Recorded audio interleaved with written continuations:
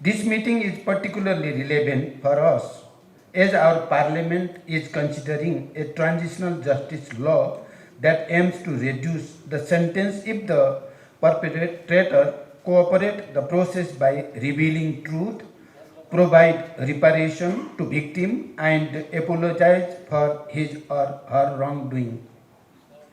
I would prefer to be here for the whole day and learn more about Colombian process. However, I have other commitment and obligation which does not allow me to do so. Nevertheless, I will be more than happy to receive the conclusion or if any feedback of this seminar. Before we discuss the sentencing policy in the context of the transitional justice, we need to consider the nature and context of the conflict and its impact on establishing democracy and ensuring social transformation. The new constitution itself is the product of the peace agreement which incorporates almost all human rights enshrined in international human rights law. The immediate enforceability of the economic, social and cultural right in the constitution can be marked as the major achievement which was a key agenda of the conflict. The above mentioned constitutional promises were only possible because of the people's movement and people's war. Secondly, we successfully integrated the former combatants to the Nepal army and in the Nepalese society. However, we are yet to address the past human rights violations.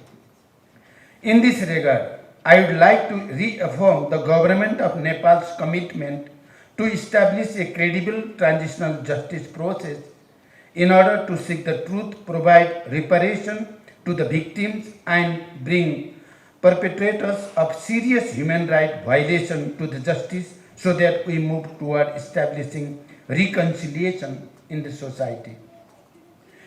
In this endeavor, we will be guided by the comprehensive peace accord and the directives of the Supreme Court of Nepal and relevant international commitment as well as the concern of the victims. For this purpose, after conducting nationwide consultation with the relevant stakeholders, including the victims, amendment of the Enforced Disappearance and the Truth and Reconciliation Commission Act 2014 was tabled in the Parliament in July 2022. Because of the expiry of the tenure of the Parliament, the bill could not be passed. After the commencement of the new Parliament, the bill has been registered with some reform and now is under consideration in the parliamentary committees. We hope that the committee will resolve some of the issues that have been raised by some stakeholders.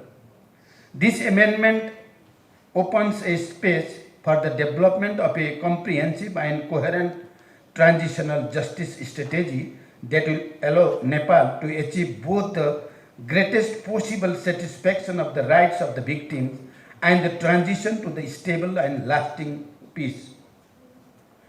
To this end, we need a strong support from all walks of society, including victims, civil society, political party, and international community as well.